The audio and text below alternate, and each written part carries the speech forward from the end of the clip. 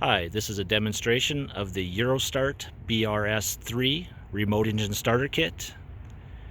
This is a plug-in remote starter kit, so that means there's no cutting or splicing into the vehicle's wiring.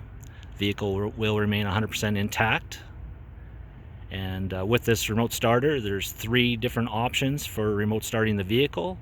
You could use a smartphone interface, you could use long-range two-way remote controls, or you could use the factory BMW key fob, which I'll demonstrate now. To start the vehicle, you simply just press the lock button 3 times and press and hold the third press for 2 seconds.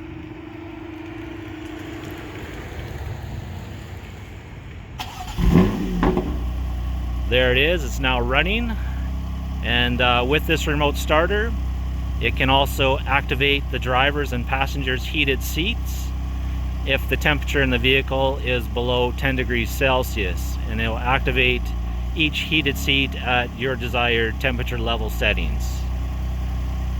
If you would like to turn the vehicle off before the 15-minute runtime, you can simply just press the unlock button and then the lock button again. Alright, thanks for watching.